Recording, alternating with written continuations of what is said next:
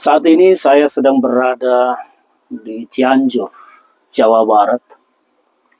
Saya datang ke sini melihat lahan yang memang tanah ini sedang kita jual dan sedang digarap oleh masyarakat setempat. Saya sejujurnya prihatin melihat nasib masyarakat ini. Mereka bertani seadanya. Dan saya tidak melihat bahwa pemerintah memberikan mereka bimbingan, apalagi bantuan. Mereka bertani seadanya. Dan kadang-kadang saya bercerita, ngobrol-ngobrol dengan masyarakat ini, mereka mengeluh. Ketika menanam tomat, buahnya hanya dihargai 3.000 per kilo, 2.000 per kilo, bahkan pernah 1.000 per kilo. Menanam timun juga begitu. Menanam cabai begitu. Saya prihatin ya. Jadi tidak heran kenapa pertanian di negara kita tidak maju dan kita harus mengimpor bahan pangan banyak sekali. Beras, bawang bahkan kita masih impor.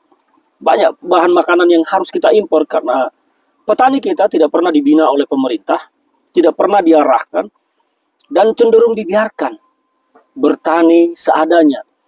Pemerintah berpikir kalau sudah menggerakkan pupuk subsidi, masyarakat itu sudah akan bisa bertani dengan baik.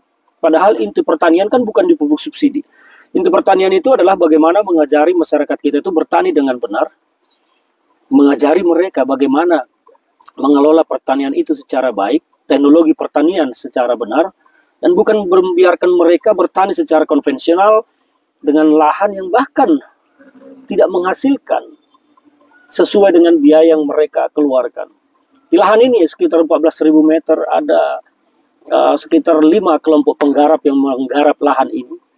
Saya biarkan mereka menggarap, saya kasihan mereka. Mereka sering curhat ke saya bagaimana beratnya kerugian mereka alami ketika menanam, ternyata hasilnya tidak sebanding dengan biaya yang mereka keluarkan. Saya berharap ke depan pemerintah fokus kepada pembinaan masyarakat petani.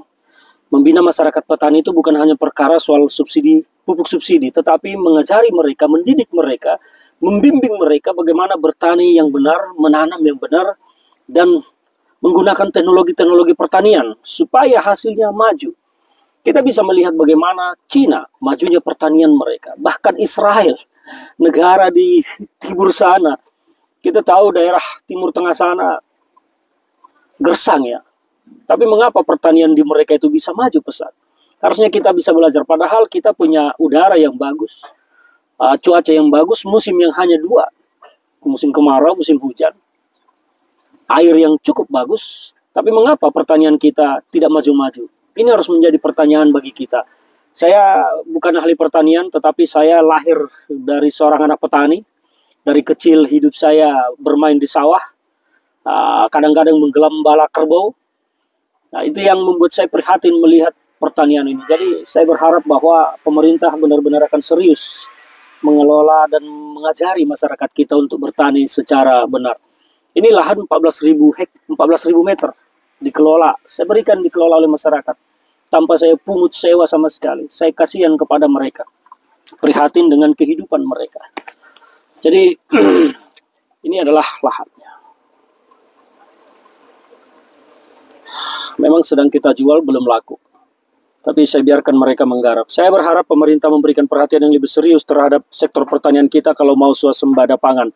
Negara ini negara yang sangat luas, tanah kosongnya masih banyak, jumlah penduduknya nomor 4 terbesar di dunia. Kita harus swasembada dan memikirkan kedaulatan, ketahanan kita di sektor pangan. Salam dari saya, Ferdinand Huta Hayan.